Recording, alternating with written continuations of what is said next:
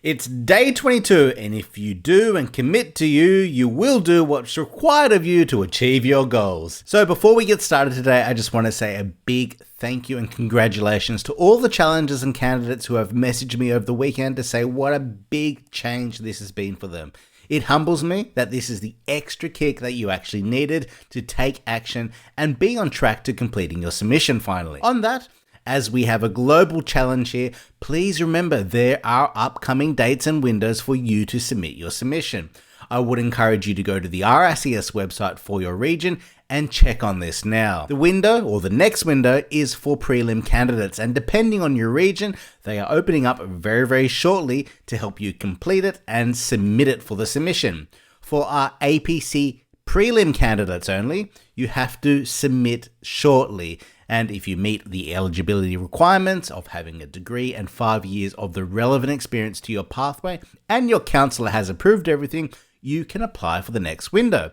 If you are an APC 24, 12, or 10 candidate, you only need to focus on submitting for the next chartered assessment window and also ensure that you meet the eligibility requirements to submit for it. All of the dates for next year will be updated shortly on the website, usually in November, but they will mirror the previous years.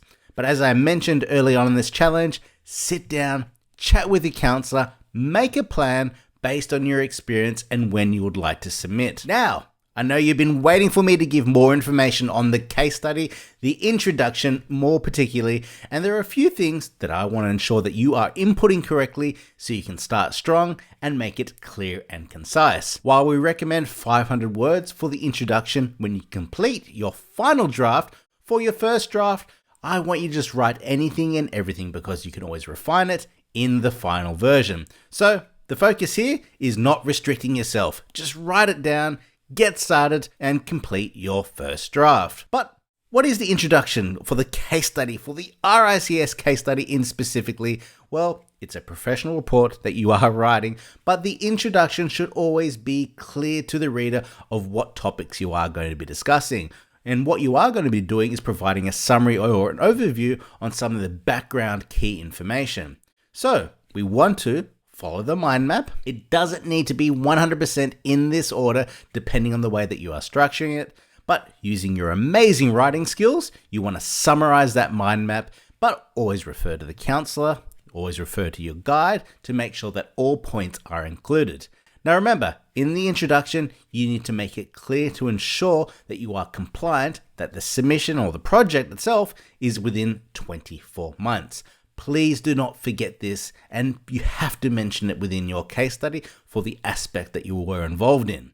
Now, you will notice from the examples that I'll be sharing today, and you're welcome to write it however you want, but I am structuring it in a logical order where key bits of information are clearly identifiable. Now, I am using subheadings, and you're welcome to go ahead with not using any subheadings, but as you noticed, I am a fan of subheadings and creating a well-crafted, easy, readable case study where information can be found and it shows due care and consideration and forward thought to the person who's going to read it.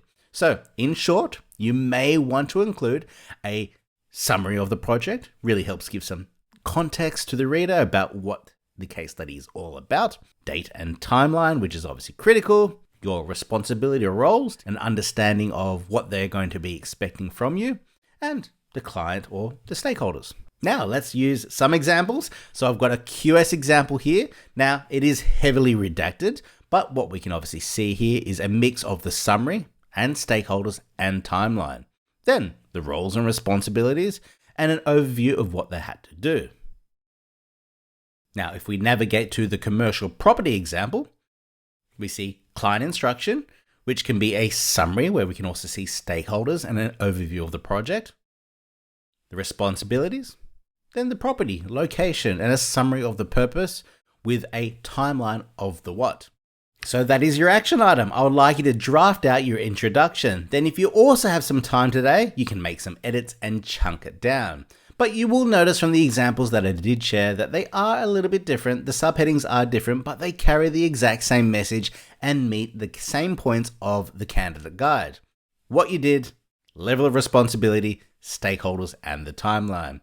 You also may refer to appendix and appendices or annexes, pictures and plans as well if needed. In the introduction, you want to ensure that you review your My Approach, achievements and conclusion to ensure that the elements that you are touching on in them matches in your introduction. You don't want to say, for example, that it was your responsibility to round up all the stray cats on the worksite, then not mention that later in your case study, okay? But get cracking, start writing, make an impact. You're welcome, if you want, to then create a big draft of your total case study. Now, another recommendation, highlight keywords, key actions, key competencies, so you can visually see how it also ties in together in other sections of your case study. Also, a final one, to put in the total word count of your first drafts of your case study. This will give you a little bit more context about how many words you must reduce to meet that 3,000 words. Well done, good luck, see you all tomorrow for some more items. Bye-bye.